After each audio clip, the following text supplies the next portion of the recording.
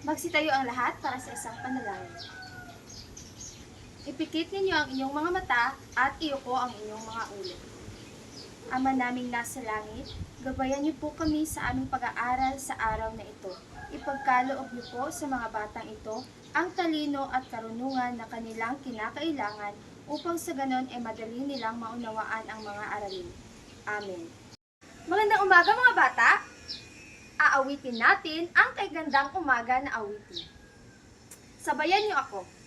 Kay gandang umaga, sa inyong lahat, kayo, kumusta na kayo, kumusta na kayo, ayos lang ako, isa pa, kay gandang umaga, sa inyong lahat, kayo, kumusta na kayo, ayos lang ako, kumusta kayo mga bata?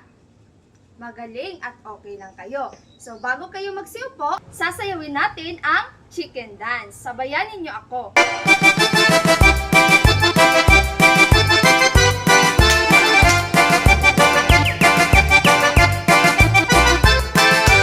Magaling! Bago kayo magsiupo, ayusin muna ninyo ang inyong mga upuan at pulutin ang mga basura kung mayroon. Lahat ba ay nakaupo sa kanilang kanya-kanyang upuan? Base sa itinalaga kong sitlan sa inyo, sino ang liban ngayong araw? Wala? Sigurado ba na wala? Magaling! Bigyan ninyo ang inyong mga sarili ng 3 bagsak. 1, 2, 3. Bago tayo magpatuloy, narito muna ang mga panuntunan sa ating silid-aralan. Pakibasa. Aktibo. Narito ang mga panuntunan. Una, sa letrang A. Pakibasa. Aktibo. So, paano ang pagiging aktibo?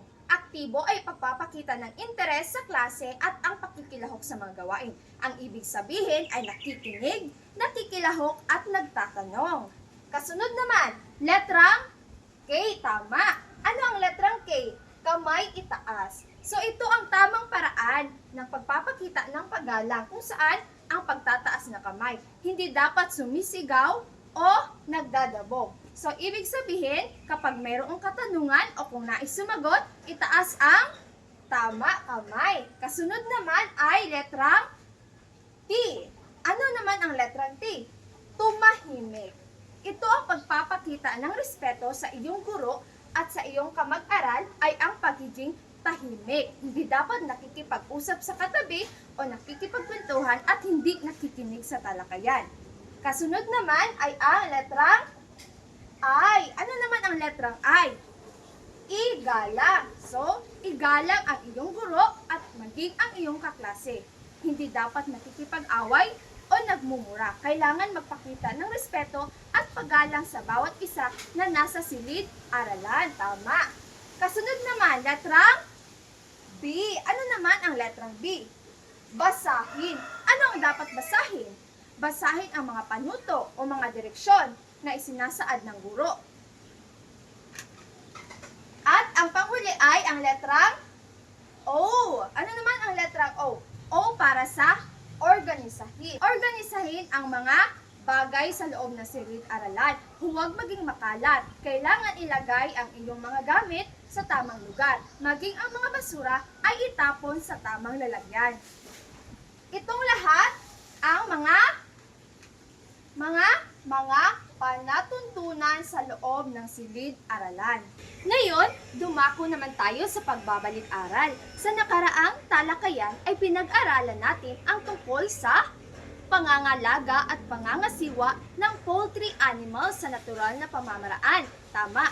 Ngayon naman ay meron akong mga katanungan kaugnay rito upang masiguro na nakinig kayo sa ating naunang talakayan. Handa na ba kayo?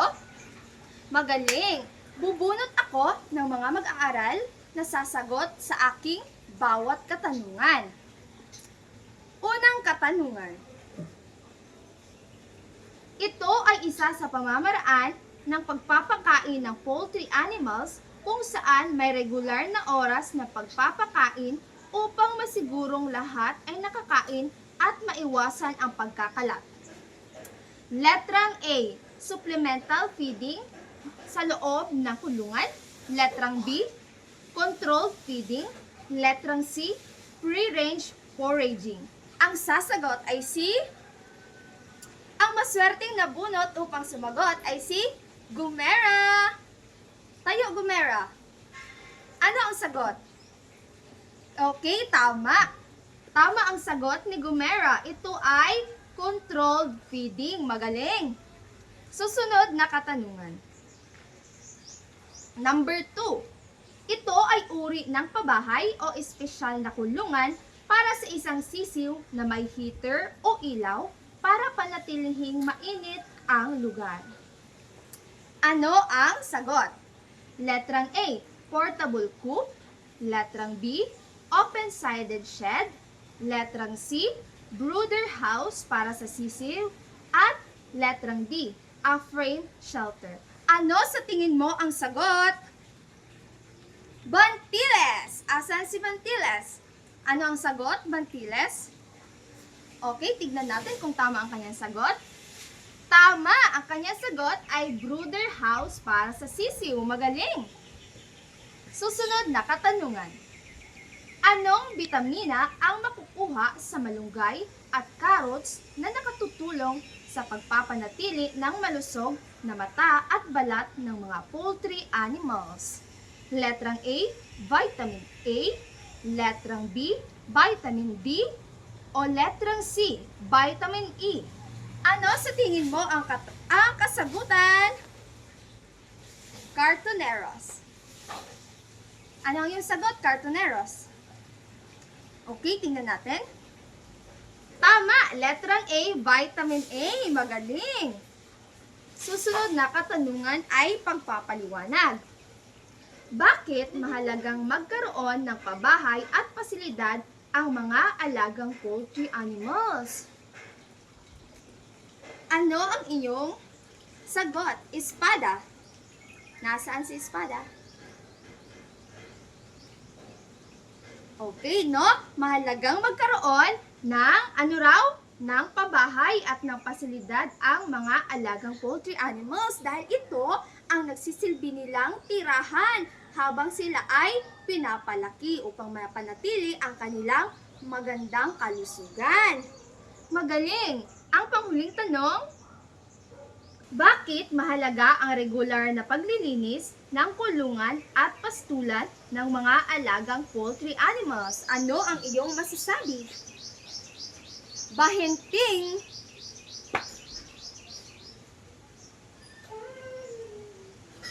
Okay, tama ang kanyang sinabi. Mahalaga ang regular na paglilinis ng pabahay o pastulan ng mga poultry animals. Bakit? Upang mapanatili ang malusog na kalusugan ng ating mga alagang poultry animals. Nang sa ganon, ay malayo sila sa iba't ibang uri ng sakit at maging ng infeksyon. Magaling! Bigyan ninyo ang inyong mga sarili ng Good Job Club. G-O-O-D-J-O-B, good job, good job. G-O-O-D-J-O-B, good job, good job. Ngayon, magkakaroon tayo ng pangkatang gawain. Hahatiin ko kayo sa 4 na pangkat. Dito ang unang pangkat, pangalawang pangkat, pangatlong pangkat, at pang-4 na pangkat. Bawat pangkat ay bibigyan ko ng chart ng ganito at ng mga manok na may itlog sa loob ng kahon. May mga itlog sa loob ng kahon. Bawat itlog ay may nakasulat na salita. Halimbawa, pakibasa. Tama, edad o gulang. Ang inyong gagawin ay ididikit ninyo ito sa hanay kung saan ninyo ito napabilang. Halimbawa, edad o gulang. Kung sa tingin ninyo ay ito ay nakabilang sa batayan ng aming alagang poultry animals, inyo itong ididikit dito. Naunawaan nyo ba ang panuto, mga bata? Galing! Ito ang sa unang pangkat, sa ikalawang pangkat, sa ikatlo naman, at sa pang-4 na pangkat. Ito naman, kanina ito, sa pangkat una. Ito naman ang pangkat ikalawa, pangkat ikatlo, at ika-4 na pangkat. Maaari na kayong magsimula mga bata. Bibigyan ko lamang kayo ng 5 minuto para tapusin ang inyong gawain. Tapos na ba ang lahat? Maaari niyo nang idikit sa pisara ang inyong mga output. Magaling at natapos na ninyo ang ating activity. Ito ang output ng Group 1, ang output ng Group 2, output ng Group 3, at output ng Group 4. Magaling at lahat ay nakatapos. Bigyan ninyo ang inyong mga sarili ng ice cream good, ice cream yummy, clappings. Okay, magsitayo ang lahat. 1, 2, 3, ice cream yummy. 1, 2, ice cream good. 1, 2, 3, ice cream yummy. 1, 2, ice cream good. Magaling! Meron akong mga katanungan kaugnay sa ginawa nating activity.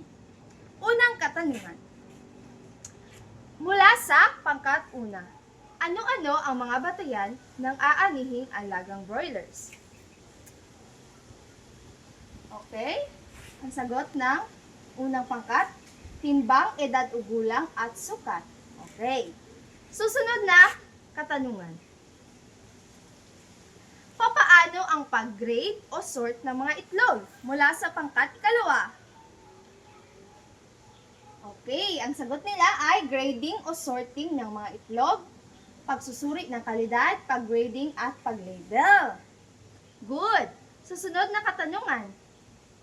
Ano-ano ang mga paraan ng pag-iimbak ng broilers at mga produkto nito? Mula sa ikatlong pangkat, basahin ninyo ang inyong sagot.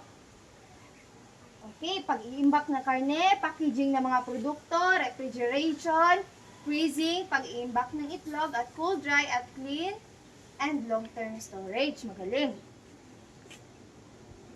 Panghuling katanungan mula sa ika-4 na pangkat.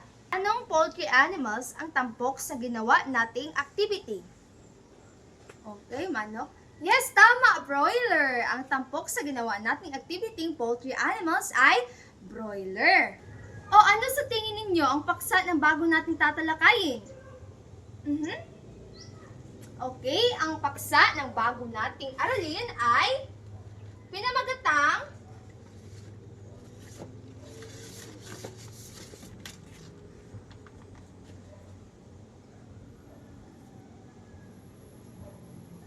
pakibasa na sabay-sabay. Okay, ang paksa ng panibago nating aralin ay pag-aani ng alagang poultry animals at mga produkto nito. Narito ang mga layunin.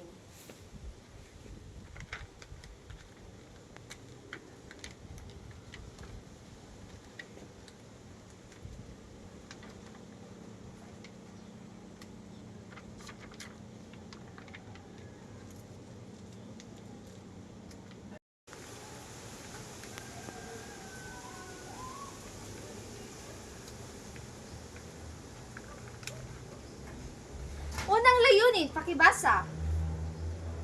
Natutukoy ang pag-aani ng alagang poultry animals at mga produkto nito base sa mga batayan, pag-grading o sorting, at paraan ng pag-iimbak. Kasunod na layunin.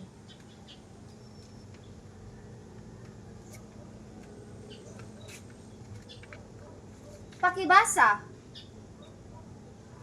Napapahalagahan ang wastong pag-iimbak ng karne at mga itlog ng broiler. At, panghuli,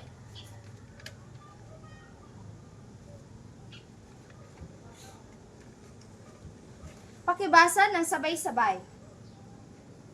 Nakaguguhit ng broiler at mga itlog nito at nalalagyan ng angkop na label. Ngayon, dumako na tayo sa formal na diskusyon. Pag-aani ng alagang poultry animals at mga produkto nito. Unang salik, batayan ng mga aanihing alagang poultry animals, partikular na ang broiler. Pakibasa, Banzon. Okay, edad o gulang. Ang tamang panahon ng pag-aani ay karaniwang nasa 6 to 8 linggo. Ano raw ang ideal na edad o gulang na pag-aani?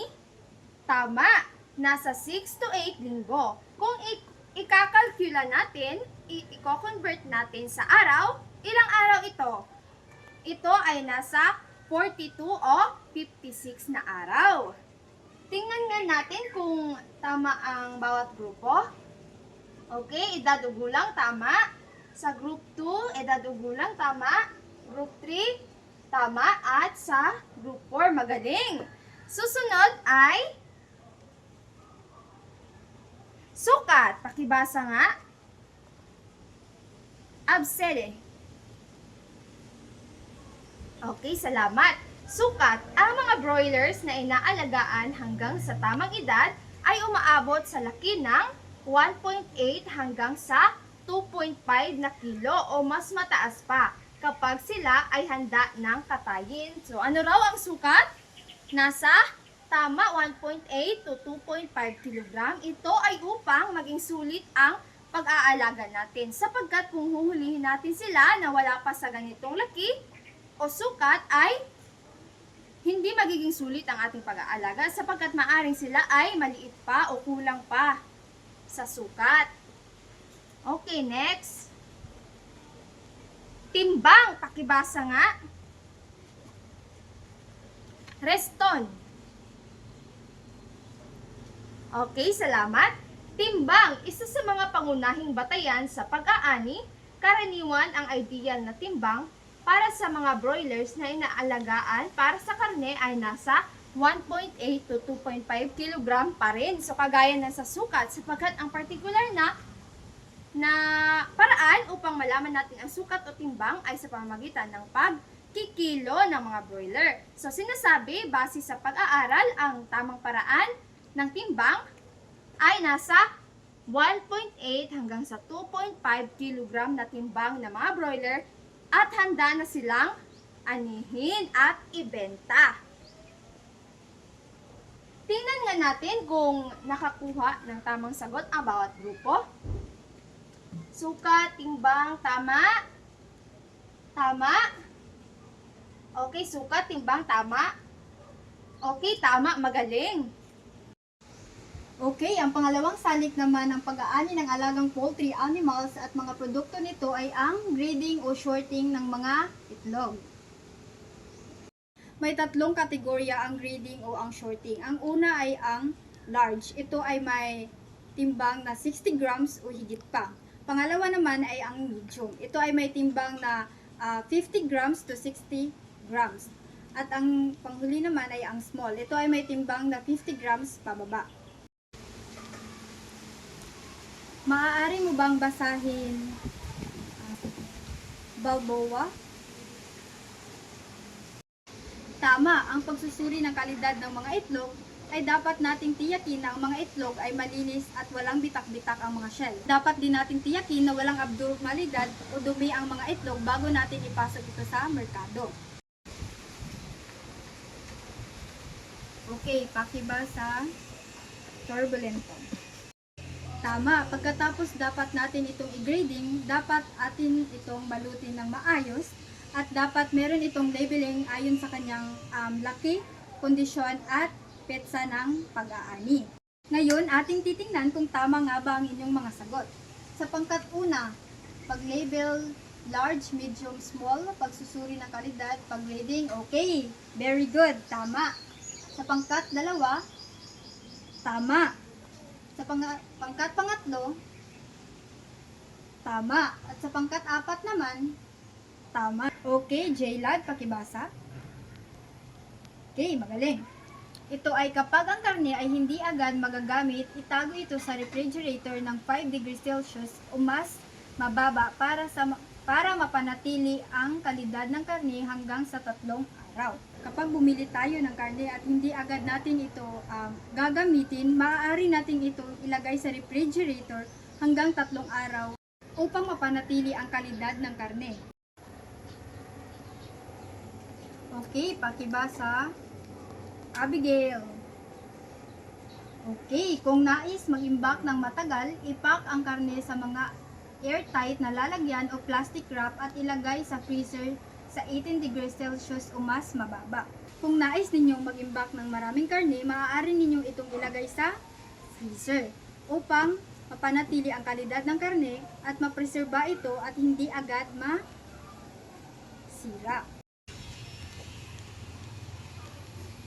Pakibasa Roshana. Okay. Mag-imbak ng mga itlog sa lugar na malinis at may tamang temperatura, karaniwang nasa 12 to 15 degrees Celsius. Dapat maiwasan ang sobrang init at direktang sakit ng araw. Dahil kapag ito ay nasikatan ng direktang araw, maaari itong mabulok at masira at pwede rin itong magkaroon ng mabahong amoy. Pakibasa Gloria Chardin. Okay. Long-term storage. Para sa pangmatagalang imbakan, maaaring gumamit ng refrigerator para mapanatili ang kalinisan at freshness ng itlog. Kung gusto mo naman ng pangmatagalang pag-iimbak ng itlog, maaari mo itong ilagay sa refrigerator upang mapanatili ang kalinisan at freshness ng mga itlog. Pakibasa Pimentel Rubelin. Okay.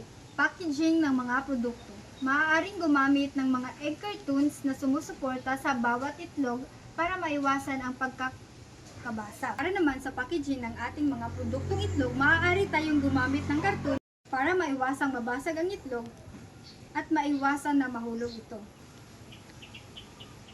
Pakibasa Shane Redoble. Okay. Ang karne naman ay maaaring i-vacuum pack o itago sa mga plastic bags na sealed upang maiwasan ang kontaminasyon at mapanatili ang freshness. Ngayon, tingnan nga natin kung tama ang inyong sagot sa Hanay 3 sa paraan ng pag-iimbak ng poultry animals at produkto nito. Sa pangkat una, ang kanilang sagot ay ang packaging ng mga produkto, pag-iimbak ng itlog, refrigeration, freezing, pag-iimbak ng karne, cold, dry at clean, and long-term storage. Tama! Sa pangkat pangalawa naman, tama! Sa pangkat pangatlo at pangkat apat ay tama. Ngayon, meron ulit tayong aktibidad na gagawin. Ito ay pinamagatang guhitan at punan. Asan nga ulit ang pangkat una, pangkat pangalawa, pangkat pangatlo, at pangkat apat? Parehong pangkat, gumuhit kayo ng broiler na angkop ng anihin at itala ang estimadong edad, sukat at timbang nito. Sa baba ng broiler, gumuhit ng 3 itlog at lagyan ng label ayon sa magkasunod na kategorya. At ngayon, ito ang rubrika ng ating aktibidad. Una ay ang maayos na pagkakaguhit, pangalawa ay ang wastong pagkakalabel, pangatlo ay ang malinis ang pagkakaguhit at ang pang-apat ay ang pagkontrol sa oras. Lagyan ko ng check ang hanay kung saan nababagay ang inyong puntos at ang kabuuang puntos na inyong makukuha sa ating aktibidad ngayon ay ang nalahumpok. Bibigyan ko kayo ng worksheet at marker. Para sa pangkat una, pangkat pangalawa, pangkat pangatlo, at pangkat apat. Bibigyan ko lamang kayo ng 5 minuto para sa inyong gawain. Tapos na ba ang lahat? Maaari nyo nang ipasa ang inyong output dito sa harapan. Dahil tapos na tayo sa ating aralin at aktibidad, meron ako dito mga katanungan upang masigurado kung meron ba kayong natutunan sa ating aralin ngayon. At ngayon, bubunot ako ng mga pangalan na sasagot sa aking mga katanungan. Unang tanong, ano-ano ang 3 salik ng pag-aani ng alagang poultry, animals at mga produkto nito? Ang sasagot ay si Rizal Humawan. Tama! Ang 3 salik ng pag-aani ng alagang poultry, animals at mga produkto nito ay ang batayan ng aanihing alagang poultry, animals, pangalawa ay ang grading o sorting ng mga itlog, at pangatlo ay ang paraan ng pag-iimbak ng poultry, animals at mga produkto nito. Pangalawang katanungan, ano-ano ang mga batayan ng mga aanihing alagang poultry, animals? Ang sasagot sa aking tanong ay si Caballero Shine. Magaling! Ang 3 batayan ng aanihing alagang poultry, animals ay ang edad o gulang, timbang, at sukat. Pangatlong katanungan, papaano ang pag-grade o pag-short ng mga itlog? Ang napiling sumagot ang Lapidus John Pearl. Tama, ang pag-grade o sorting ng mga itlog ay ang pag-label, pagsusuri ng kalidad, pag-grading at tatlong kategorya na large, medium at small. Pang-apat na tanong, ano-ano ang mga paraan ng pag-iimbak ng poultry, animals at mga produkto nito? At ang sasagot ay si Encarnacion Nicole. Tama, ang paraan ng pag-iimbak ng poultry, animals at produkto nito ay ang packaging ng mga produkto, pag-iimbak ng mga itlog, refrigeration or freezing, or pag-iimbak ng karne, gayon din ang cold, dry at clean and long-term storage. Panglimang katanungan, bakit mahalaga ang gustong pag-iimbak ng karne, broiler at mga itlog nito? Ang sasagot sa aking tanong ay si Lerio Rosel. Okay, mahalaga ang pag-iimbak ng karne ng broiler at itlog upang mapanatili ang kalinisan at kalidad ng produkto kahit na matagal pa itong gamitin. Yun, magkakaroon tayo ng pagsusulit. Kumuha kayo ng isang kapat na papel at sagutan ang aking ilalagay sa screen ng mga katanungan. Ang aking pagsusulit ay nakahati sa dalawang pangkat. Ang pangkat A ay pipili kayo sa kahon ng tamang sagot at ang inyong napiling tamang sagot ay ilalagay ninyo sa ibaba at letra lamang ng tamang sagot ang inyong ilalagay. B naman ay papaliwanag ninyo ang inyong sagot sa 3 o 5 pangungusap lamang. At ngayon, kukolektahin ko na ang inyong mga papel. Para sa inyong takdang aralin, gamit ang worksheet sa ibaba, puna ng mga impormasyon, gumawa ng isang plano sa pag-iimbak ng mga produkto ng poultry sa inyong tahanan. Isama ang uri ng produkto, dami, paraan ng pag-iimbak, at inaasahang tagal ng imbakan. Ito na nagtatapos ang ating klase ngayong araw at magsitayo ang lahat para sa ating awiting pag-uwi. Maghanda-handa, tayo uuwi na. Bukas na muli tayo magkikita. Paalam na sa'yo, paalam na sa'yo, paalam na sa'yo, paalam na sa'yo.